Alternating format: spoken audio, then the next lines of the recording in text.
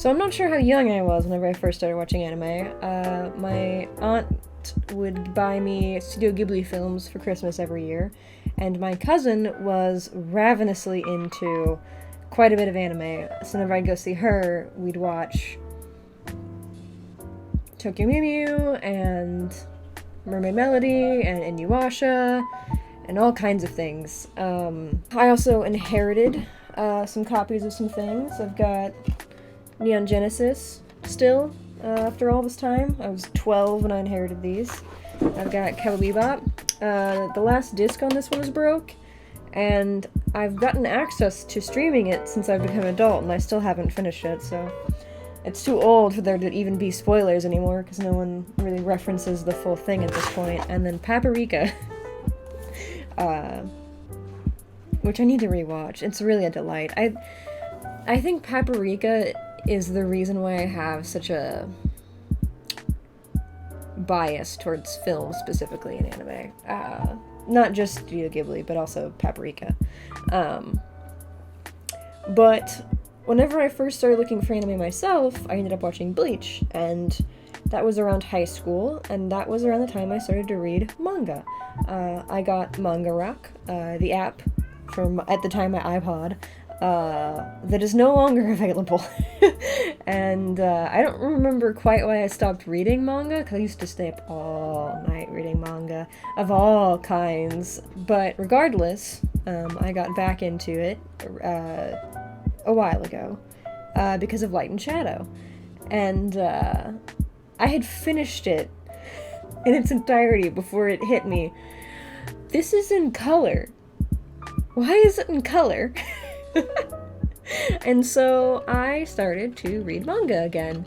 And not only manga, manhwa, and webtoons, and all kinds of things. And I wanted to share that with you, because it's been a different experience than just watching anime. Now, what's fun about manhwa is that it often self-references where it comes from, which is light novels. And it talks about them all the time, which is so fun. So light novels are between the length of a novella and a novel generally, and they're released serially by chapter. If they're online copies. If they're physical copies, then it's by sections in that length. I can show you. These are some I'm about to show you in a minute again. These are a pair of light novels that equals about a regular novel. Let's see here. Cathedrals. You can see that they end up being about the same length. I don't know about the total of pages or words, but that's not really something that I feel like doing. Light novels are considered an Eastern Asian phenomena, but in a literal sense, it's not that contained. It has to do with like the length and the way that it's published serially, but in a cultural sense, it's mainly created in by writers in Japan, South Korea, and China, and then what we can access is translations. And for a very long time, those were either very fan-done, probably by students learning English, and so they were not very well done, or they just weren't done, because, you know, people accurately thought that Americans couldn't read, so why would we translate for them? Of course. Makes sense. But now we're in a fun renaissance where we can actually buy some. Not many, but a couple. And so I have been purchasing them. I got off track. Sorry, I am enjoying light novels. Light novels are stories that, via their serialization and the way that they're formed and the tropes that they contain and the way that they're played out, they're very inspired by anime, and so they often are well suited to then become manga, and in some cases, anime. So it's a nice little cycle. Of course, it isn't always the case that anime comes from light novels initially. Sometimes studios will create their own in-house stories. Son? From scratch. Those stories from scratch. I'm fairly sure Neon Genesis Evangelion was one of those. However, Paprika was not. Paprika was a light novel. Mangakas are also known for creating both the stories and the art in some cases. But some of the anime that we love and cherish goes all the way back to that, and it just brings me so much joy to see the roots of something that I love so much. Also, I'm just a big nerd, and it's fun to know more of the entirety of something that you care about and get to see it from both angles and all of where it comes from and how it's compiled and the studios, and I love it so much. So I'm enjoying this adventure. So now that you know what a light novel is, and that I'm a little ecstatic about it, I've decided to do a booktube style video going over the light novels that I read recently. So I am now a Annie booktuber. Okay, so one of the first ones I purchased was Hello, I am a witch and my crush wants me to make a love potion. Yes, sometimes the titles are long. This one is a complete duology, and we love completed things. It is about a girl named Rose, the Witch of the Lake, and she is one of the last of her kind. And while the people fear her, they also respect her, and they give her her space to live out her little life in this lake, hence being the Great Witch of the Lake. And it's a sweet story, starting with the initial situation of her crush coming to her door to ask for a love potion, as stated in the title. It's a really charming story. It has very low magic in terms of, like, the way the world works, because she's the last of her kind, and there just wasn't all that much for her to learn, and it doesn't really play that much of a role in the story, to be honest. It's really more about the slow blooming of feelings between these two characters, and it's just very sweet and nice, and I like it, and I highly recommend it. Alright, I also got The Accomplishments of the Duke's Daughter. I actually have 4 of them, but someone's borrowing 2 of them. I have read as much as I could in the manga several times, and was ecstatic to find out that I could get the books. I think the next one comes in July, maybe, or August. Very excited about it. This is one that I liked in both the manga and the light novel, which is nice. It's about a girl named Iris, who is reincarnated into an Otome game in the moment that the villainess is banished. Except the villainess is her. And so she is banished off to her fief that her family owns, and she is told to take care of it. And having been reincarnated after living the life of a overworked office worker, she does what she does best, and that is overwork and overprove herself, and it's just delightful. It really is. This one was the one that I was, like, the most, like, intense on purchasing, because I was like, I don't care how many are coming out, I'm buying all of them. So the next one is the cross-dressing Villainess Cecilia Sylvie.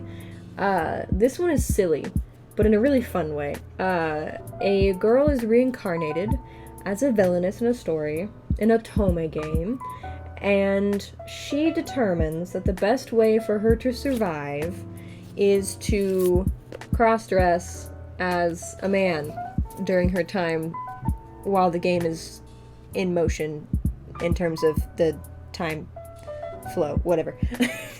One of the nice things about these books that I really enjoyed is that the gender of this person is referred to based on how they're presenting in their own, like, mind.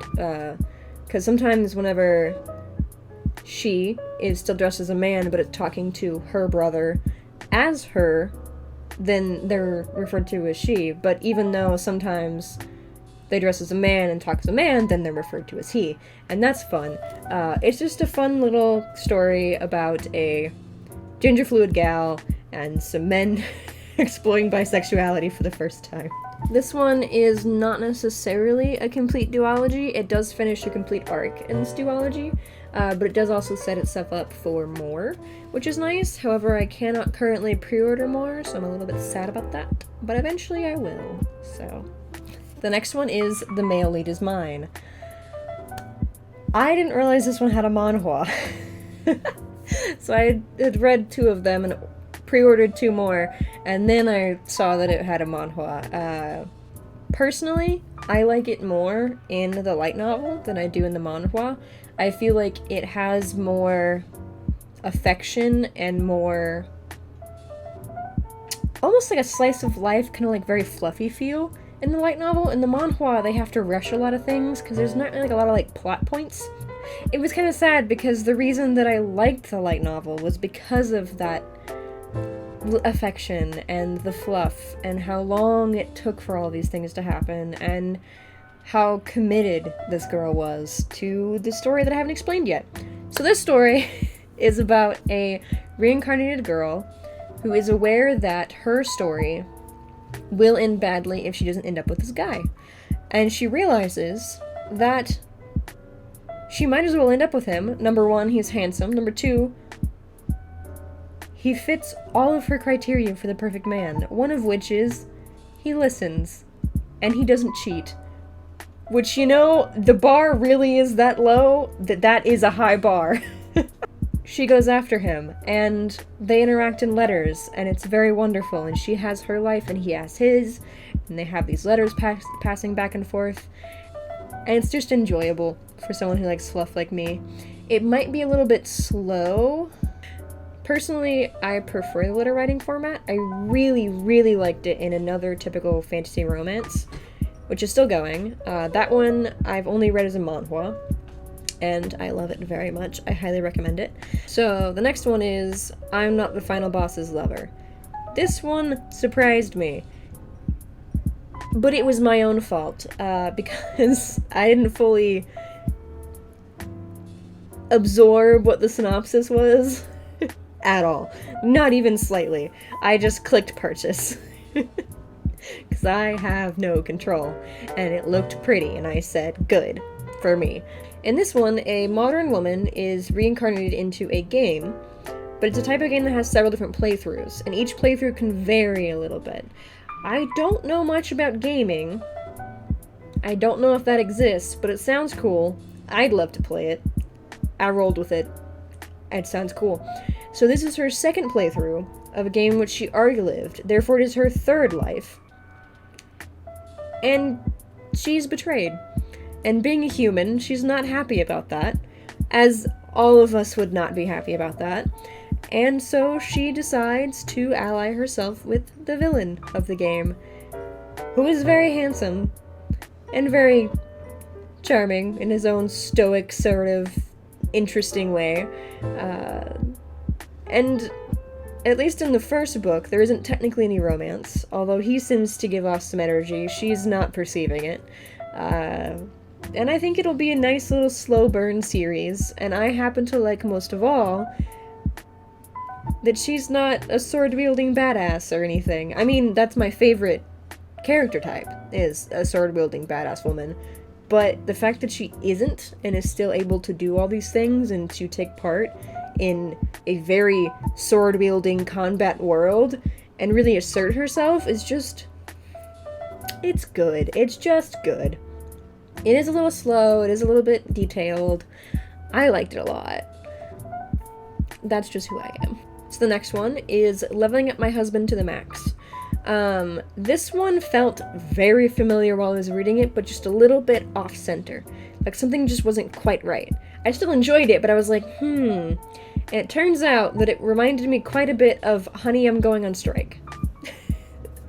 And I kind of like that one just a little bit more. I haven't read that one in a light novel, I've only read it in manhwa. I also found out while I was figuring out that it was Honey, I'm Going on Strike, that this one also has a manhwa, that I also did not like quite as much. It's still very good. They're both manhwa about a woman who married a man and had a terrible life, and then reincarnated, and then remarried him, and as they're about to try and divorce them, they slowly come to realize that it was about circumstances, not about their actual relationship, and then they start to grow together and fall in love, like they couldn't in their first life. Both of them have the issue of the man not communicating at all. In Leveling Up My Husband to the Max, it is indeed much worse, the communication skills. In Honey, I'm Going on a Strike, it's resolved a little bit faster. They begin to communicate more. He takes steps to work on his communication. We're not seeing that yet from this character. If you like this kind of story, it's another one. The next one is My Happy Marriage. This one is getting an anime adaptation soon. That was announced recently. And this one, an illegitimate daughter is married off to a man thought to be unlovable. My biggest problem with this one is that it has that very not great quality that animes have with some female characters, where their only trait is that they apologize a lot and they feel bad and they're just so sorry all the time and they're always bowing their heads and they're always very subservient and they're always very meek and mild, which is, I mean, people can be mild and humble, that's fine. It's just like, this trait is considered the best trait they can have in these stories, and so that kind of was like, I don't love that, but I do like the story. And I do like that while her meekness and subservientness is why he falls for her, he does inherently want her to grow out of it. So the male lead, Kudo, is also very muted, but in like kind of a dominant sort of way almost, given that they're both pretty muted. And his inability to communicate and her meekness kind of make for this like equal slow progression in their relationship, in which they both grow slowly together. And so that's kind of why it's more excusable to only have the character trait of meekness, is that they're meek together and they work on it together and they become better, which is cute. The reason that I'm happy this one is going to be an anime is that it's very soft. It's very simple. It's a very just normal, soft romance story. There's no big drama, there's no huge fight, there's no war. It's just, it just shows the slightest shift in what's being chosen to be an anime, and I love that. I love that. You're not gonna see fan service in this shit, you know what I'm saying? I'm just so ecstatic. I get that the meekness is a little bit, but I'm still very, very happy about it. The next one is going to be The Great Cleric. I have read 6 of these. My general rule with isekai is that if a man leads it, I hate it. I do not like reincarnated men. In very rare exceptions. I believe Rimuru, and that time I reincarnated as a slime, is probably one of my few exceptions. Isekai male leads generally have harems and lots of fan service, and are generally disgraceful. So given that, this is kind of an odd purchase for me. I had already read quite a bit, and I was running out of things to read, and there were 6 of these available, with 2 more for pre-release, and I said to myself, fuck it, let's go. And so I just started reading them, and I actually really liked them. Very slow. It's kind of the opposite of a power fantasy. This guy reincarnates into almost a game-like world, and his only goal is to survive, so he decides to become a cleric, hence the Great Cleric. But it just very slowly becomes this very strange, otherworldly thing where he just keeps changing the status quo by just existing in his own way and living however he wants to. Part of the reason that things keep happening to him, Lucille, is that he just has this natural hard work ethic that you see in these stories all the time. The thing about the story is that it has that trait of a story that just keeps going. which is fine. If you ran out of things to read, having a story that just keeps going is nice to have in your back pocket. But it does feel a little bit super serious-y in that way, and that's a little bit obnoxious, so I imagine eventually I'll drop it, but I do enjoy it. There is also a manga. I haven't read it. The next one is Heroine On Strike. The synopsis for this story is misleading. The scene that it describes does happen in the very first part of the book, but it does not relate to the rest of the book, for it is the far future. I found this one very forgettable. I legit remember very little. I had to sit and think about it for quite a while to remember anything. Lucella is the character's name, and Lucella is reincarnated as the main character, if I remember right. The problem is that somebody else has already taken on the role of the lead while she was not reincarnated yet, I think. Again, very difficult to remember. I remember like the last couple of random scenes. But her main goal is that she wants to annul her engagement with the cheating prince, as a villainess does. So she essentially takes on the role of villainess to try and get herself out of the situation. Because, I mean, if you're reincarnated like that, do you really care about what your role is? You just want the best situation for yourself, right? So, yeah, sure. Annul the engagement. I do think it was a good light novel. It was fine. It was alright. It was just very forgettable. And I kind of just wanted to read Death is the Only Ending for the villainess the whole time, so... Next one, Reincarnated Prince in the Kingdom of Woe. This one is different because a woman reincarnates as a baby boy and slowly becomes aware of the political unrest in his country as a prince. This one gives me a little bit of the same energy as Accomplishments of a Duke's Daughter, but Eris's goals are to simply improve her fief, and that's it. Her only commitment is to her fief, and that is because she is the lord of it, and that is her one thing. This little prince, his goal is to rescue the whole kingdom from the clutches of the nobility who has control of his father. So, spoiler, my bad, whatever, you'll be fine, there's more books. This is only one of them. It's not as good as Accomplishments of a Duke's Daughter, but I do think that if you read that and then you want something else to read that feels a little bit similar, this might be a good place to go. Next is The Cursed Princess and the Lucky Knight. This one, I have physically. This one is a single book for one story. It's contained, one light novel, one story. For that reason, it reads fast. Rapid pace. Things are going. We are going somewhere. And the female lead is a little bit slow on the uptake. So it's like, we're like going 8 paces ahead and she's like behind us.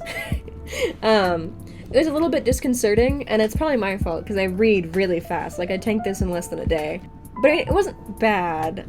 It just wasn't good. The next one is The Reincarnated Princess Spends Another Day Skipping Story Routes. The manga, I did not finish. The light novel, I did not finish. I did not get very far into either of them. I thought that the light novel would be different than the manga that I dropped first. Bad instinct. It wasn't any different. My problem with it is that the male lead is a fully grown man, and the main character is a child. And they just go with that from the start. It's just she's in love with him, and he's a full-ass man. And it's just that isn't great. I don't like it. I'm not doing it. I'm not interested. You take that shit and you get out of my house. Next one I read was Flower of Steel. Flower of Steel was a huge letdown. It has the same writer as Daddy I Don't Want to Marry, which is a manhwa, and it is very beautifully made. Based on how this book went, I'm gonna guess that the heavy lifting of making Daddy I Don't Want to Marry good came from the artist, not the writer. It's an educated guess. The next one is Eminence in Shadow. Trash. I dropped it first couple pages. A dude loses his mind searching for magic and gets hit by a car. He is reincarnated into a world with magic, but never gained human empathy along the way. He's very narcissistic and very focused on this one very strange goal, and it's just not good to read. It's not interesting. It's not pleasant. It feels slimy. It's just not great. It also becomes clear from looking at the cover, after I fully realized what I was getting myself into, the first couple pages, it's probably going to be a harem. And I do not like harems. I do not like harem isekai. I do not like hateable characters from page 1. There's nothing worth reading. It also turns out there's nothing worth watching because it's been announced as an anime for this year. They changed the name to Shadow Garden, and it's actually been, I shit you not, on my watch list for who knows how long, because I skipped to the future anime on my anime list to snoop at what's coming up. So if I fall behind, I'm still, like, aware of what's going on. So, if you hate me, can ask me to watch that for you guys, for a summary. I don't want to, though. Oh, and I also read 2 on Wattpad, before they started taking those down. Death is the Only Ending for the Villainess, which is one of my favorites. I wish I could buy it. It was the first time I ever actually really liked a Prince character, and oh, I love Penelope.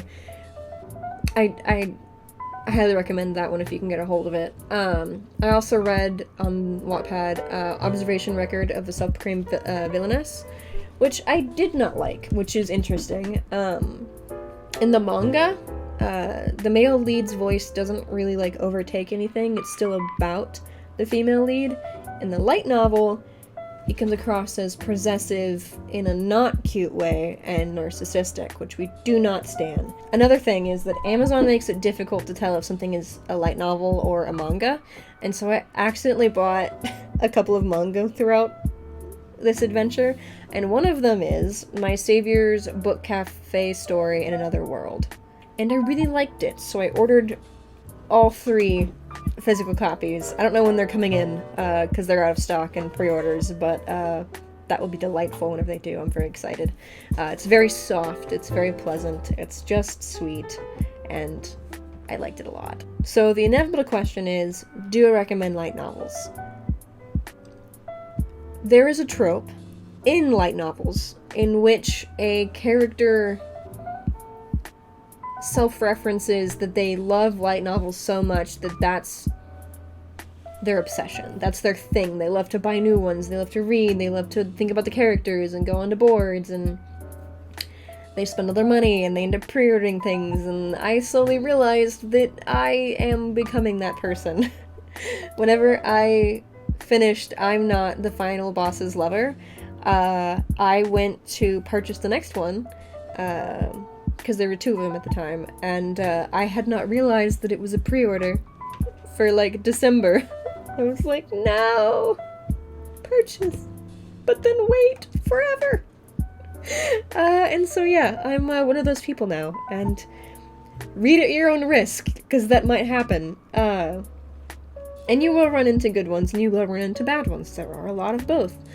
Just like any other books of any other genre. You can get physical copies on Right Stuff Anime. You can get digital copies from Amazon or Barnes & Noble. You can get some physical copies from Amazon and Barnes & Noble as well. Just their selection isn't as great as Right Stuff Anime. Right Stuff Anime is a little bit bad about shipping, though. They tend to be kind of random.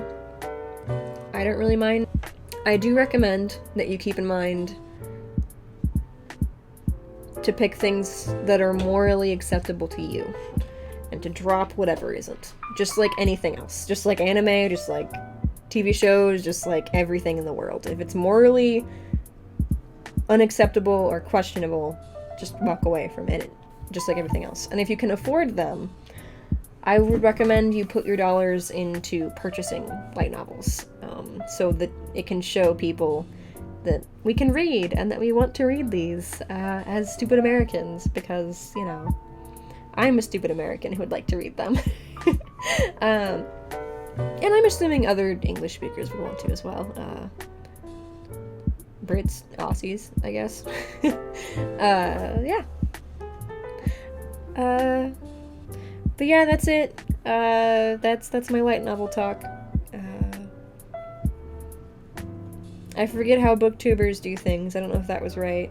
It's not like I've been watching so much fucking booktube during quarantine. But yeah, that's it.